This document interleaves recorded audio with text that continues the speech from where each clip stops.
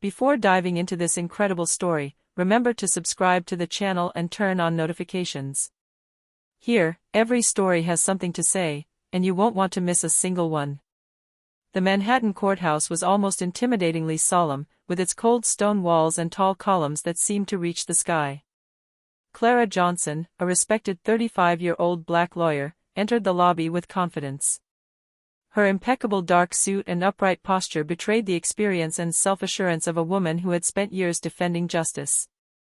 But as soon as she crossed the threshold of the courtroom, the air seemed to thicken with tension. The bailiff, Thomas Whitaker, a white man in his 50s with a stern face and harsh features, looked at her with contempt. His gaze was not fixed on an accomplished lawyer, but on the color of her skin.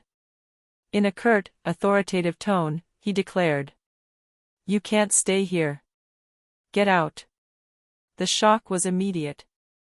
Clara, used to microaggressions and prejudice, nevertheless felt a cold anger rising within her. She tried to explain that she was the lawyer representing a client in this trial, but Whitaker wouldn't listen. The murmurs of the other lawyers and witnesses filled the courtroom, some shocked, others indifferent. Despite the blatant injustice, Clara chose dignity. She turned on her heel, clutching her bag tightly, and left the room with a measured calm that barely masked her frustration. She knew that this humiliation, far from weakening her, only strengthened her resolve. Whitaker thought he had belittled her, but he was completely unaware of Clara's power and resources. What the bailiff didn't know was that Clara wasn't simply a competent lawyer. She came from an influential family, respected throughout the state for its commitment to justice and equality. Every injustice she suffered was an opportunity to reveal the truth and expose abuses of power. This small act of racism and arrogance would very quickly backfire on him. Clara clenched her fists, took a deep breath, and walked towards the courthouse exit. Only one thought echoed in her mind: they think they can crush me. They'll soon regret every word. The day after Clara's humiliation, the lawyer went to her office with a mixture of anger and determination. She couldn't let the incident fade into indifference. Thomas Whitaker, the racist bailiff, had crossed a line, and Clara knew he had to answer for his arrogance. Seated at her solid mahogany desk, she replayed every detail: the curt tone, the contemptuous gaze, the guilty silence of the others in the room. Marcus Reynolds, her young black client, had watched her leave with concern. Clara knew that this affront wasn't just directed at her personally, but symbolized a broader injustice, the one suffered daily by thousands of black citizens before the law. Emily Parker, her assistant and junior lawyer, entered the office with a notepad full of files. "Clara, you should calm down. He's just a bailiff," she tried to say, but Clara shook her head. "Emily is not just a bailiff. Whitaker thinks he can humiliate someone just because of the color of their skin." "This has to stop," Clara replied, her eyes burning with determination. David Mitchell, a civil rights specialist and longtime friend, then arrived. He placed a file in front of her. "We have enough evidence to sue her. Her actions are not isolated. Several testimonies and complaints point to a pattern of discrimination." Clara smiled slightly. Justice shouldn't just restore her honor, but also protect those who, like Marcus, had no voice. Together, they devised a plan. Every detail mattered: documents, surveillance videos, witness statements. Their objective was clear: to expose Whitaker and put an end to his abuse. This first chapter ended with Clara casting a final glance at her client, Marcus, who was waiting outside, his hands clutching his briefcase. She smiled confidently at him. "Marcus, tomorrow we'll begin to right this wrong. And believe me, they'll regret it." The tone was set. The humiliation in court was only the beginning of a battle that would shake more than one ego and reveal the truth. The next day, Clara Johnson returned to the courthouse, this time to prepare Marcus Reynolds' case and meet with some key witnesses. The courthouse corridor was crowded, and each footstep echoed on the polished marble floor. Eyes turned toward her, some filled with curiosity, others with barely concealed hostility. Thomas Whitaker, standing near the entrance, recognized her immediately.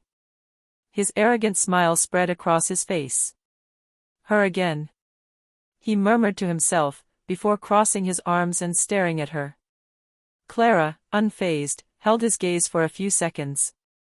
She knew Whittaker thrived on the fear and humiliation of others. But this time, she wasn't alone. Lawyers and jurors in the corridor exchanged whispers about her. Some supported her, knowing her for her hard work and impeccable reputation. Others, influenced by Whittaker, cast skeptical glances. Clara felt the weight of those stares, but instead of faltering, she channeled them into strength. Every unfair judgment was a reminder that the truth had to come out. In the lobby, Marcus Reynolds was waiting for her. "I don't know how you managed to stay so calm," he confided in a low voice. Clara placed a hand on his shoulder. "Anger can consume us, Marcus, or it can make us powerful. I choose power." She then went up to the judge's chambers to file additional documents and report the previous complaints against Whittaker. Every interaction was measured, precise, aware that every gesture and every word could strengthen her position. The murmurs in the courtroom were gradually turning into curiosity. Some were beginning to sense that something bigger was afoot. Leaving the courthouse that day, Clara knew the battle had only just begun. Whittaker still thought he could silence her, but the tide was turning. Every glance she exchanged, every document she filed, was slowly building a storm that would eventually erupt over the arrogant, racist bailiff. Back in her office, Clara Johnson sank into her leather chair, taking a moment to breathe. The humiliation of the courtroom was still fresh, but she knew that reacting in anger wouldn't be enough. She needed a meticulous, solid, and irrefutable plan. Emily Parker, her brilliant assistant, arrived with a laptop full of files. "Clara, I've gathered all the complaints against Whittaker over the last 5 years. Some are quite serious," she said, projecting the files onto the screen. David Mitchell, a civil rights expert and close friend of Clara's, sat down next door. "This guy has a pattern. This isn't the first time he's acted with racism and arrogance. If we build a solid case, we can get him suspended, or even bring his abuses before a disciplinary committee." Clara nodded. "We're not just seeking revenge. We're exposing a systemic problem. Every action Whittaker takes demonstrates how some people abuse their position to humiliate and discriminate. We will hold him accountable, but legally and publicly." They spent the day analyzing testimonies, compiling videos, and rereading complaints. Every detail mattered: the tone of the statements, the sequence of events, the official documentation. Clara knew Whittaker was counting on others' ignorance or fear to remain unpunished. But this time, everything would be different. Late that afternoon, Clara got up and looked out of her office window, gazing at the Manhattan skyline. The setting sun illuminated the city, but in her mind, it was a light about the truth that was about to be revealed. She turned her gaze to Emily and David. "Tomorrow, we start planting the seeds. Whittaker is going to find out that his arrogance comes at a price." The plan was silent but methodical: document, expose, mobilize. And in every corner of the courtroom, whispers would begin to circulate, a whisper that would soon become a torrent Whittaker could not ignore. The following day, Clara Johnson returned to the courthouse, but this time as an observer for another hearing. Her aim was not to intervene directly, but to begin subtly exposing Whittaker to the attention of the right people. As soon as she stepped through the doors, she felt the gazes of the staff and lawyers upon her. Some were whispering amongst themselves, some looked at her respectfully, others skeptically. Whittaker, stationed near the entrance, spotted her immediately and frowned. His arrogant smile vanished for a moment, replaced by a mixture of concern and contempt. Clara sat calmly at the back of the room and took out her notebook. She jotted down every detail: the interactions, the attitudes, the small gestures that betrayed Whittaker's bias and arrogance.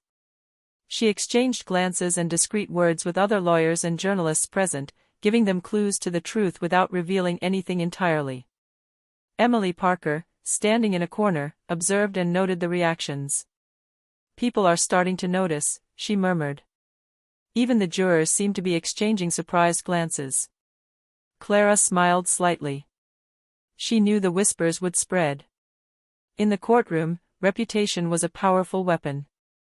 Every word, every gesture could shake Whitaker's facade of authority.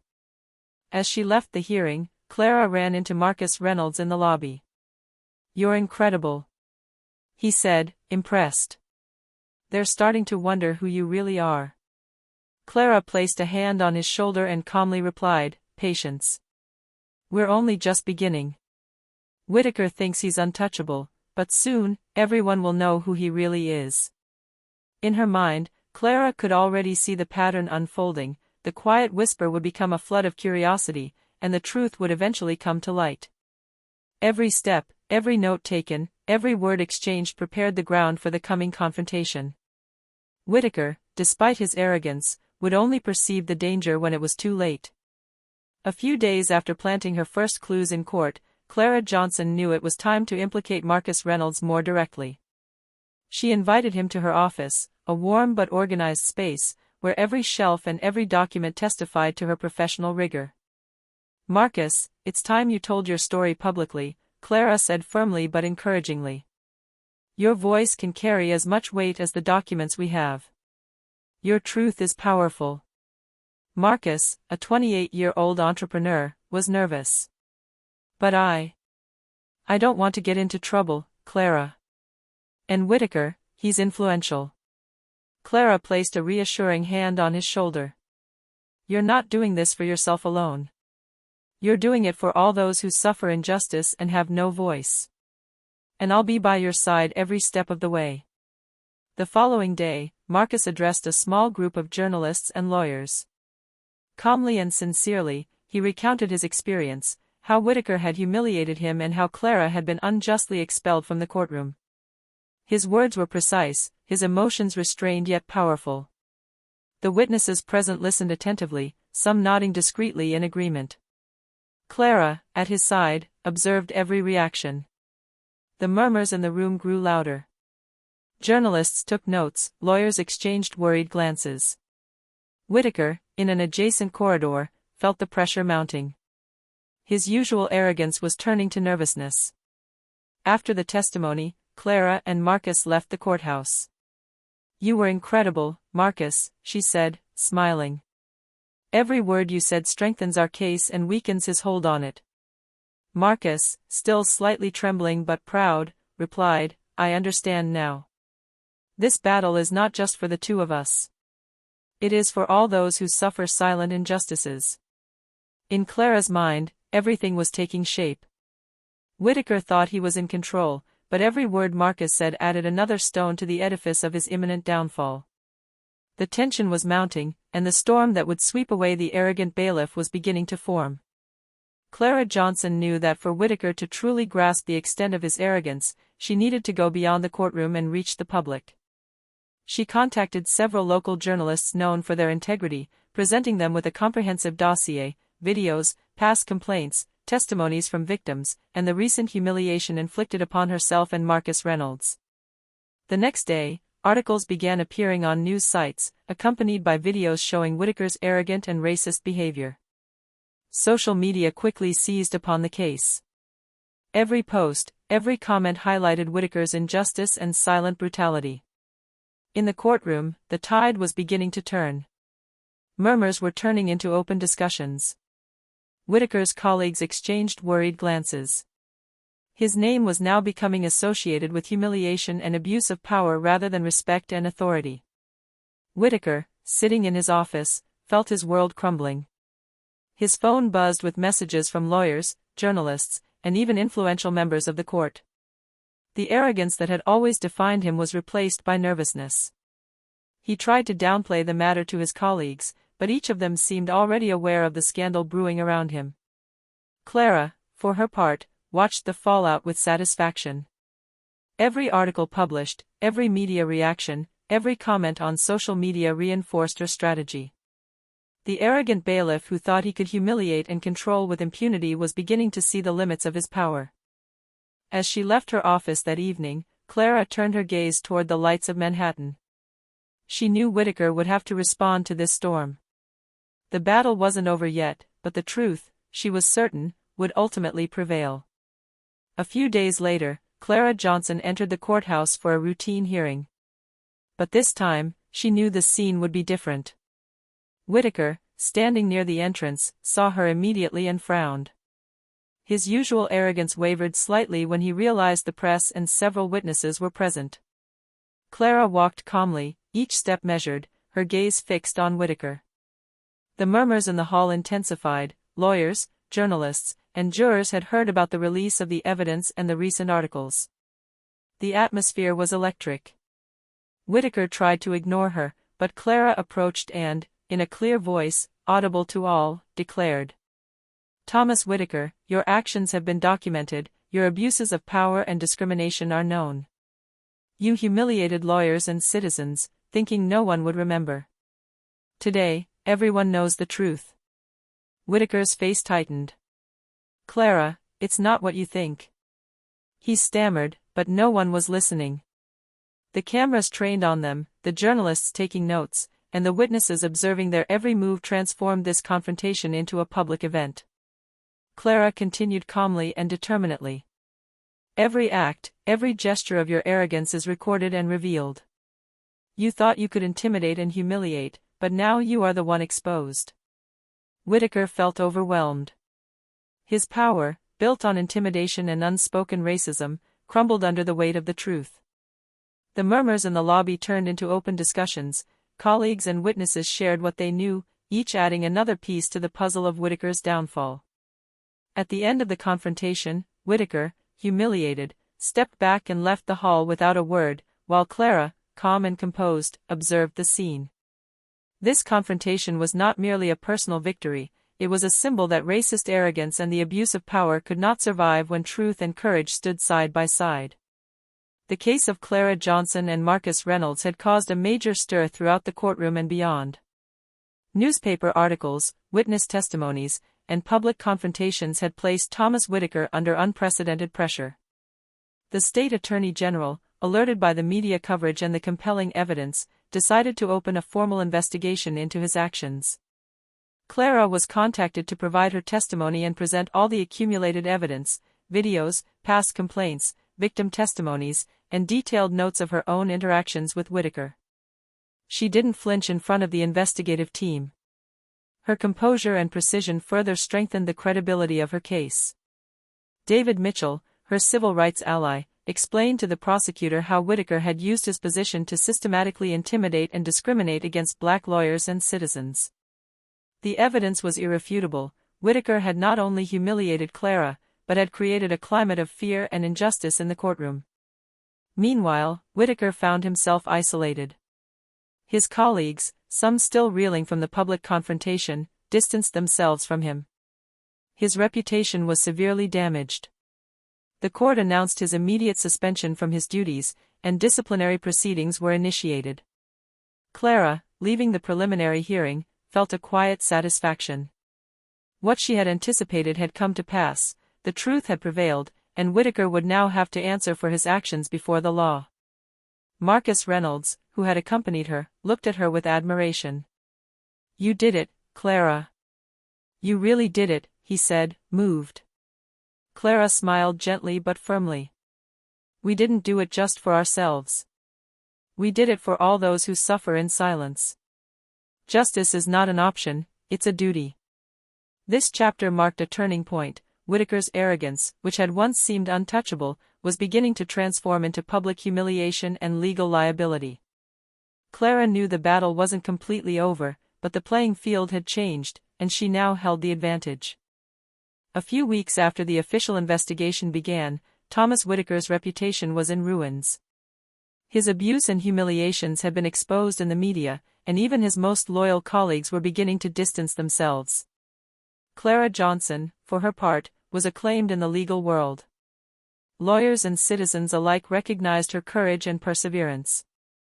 Marcus Reynolds, her client and young entrepreneur, regained his dignity and saw his case re-evaluated with seriousness and impartiality. The Whitaker scandal had triggered a realization within the court: injustice could no longer be tolerated, and abuses of power had to be punished. At an internal ceremony held to congratulate those who had helped expose the injustice, Clara received a long round of applause. The judges and lawyers present understood that her actions were not limited to defending a client, she had brought to light a systemic problem. Whitaker, humiliated but still proud, tried to justify himself to his superiors. But his explanations were now futile, the evidence was irrefutable, the testimonies damning. He had lost all credibility, and his professional future seemed compromised. Marcus approached Clara after the ceremony, his eyes shining. "I never thought justice could truly prevail. Thank you for everything, Clara." Clara smiled at him with quiet dignity. "Marcus, this isn't just for me, or for you. It's for all those who have been silenced. Justice isn't measured solely by a court's verdict, but by the courage of those who refuse to accept injustice." This chapter marked Clara's moral and professional victory. Whittaker had been exposed, but more importantly, truth and justice had prevailed. The arrogance that had defined him had been replaced by shame and loneliness, while Clara and Marcus continued to move forward with respect, integrity, and strength. A few months after the investigation and Thomas Whittaker's suspension, the court had returned to its usual routine. But a new atmosphere prevailed, truth and justice had left their mark. Clara Johnson entered the courthouse lobby, this time for a triumphant hearing. Her client, Marcus Reynolds, sat beside her, confident and serene. Whittaker was in the audience as a disciplinary measure. His former arrogance had vanished, replaced by a mixture of nervousness and shame.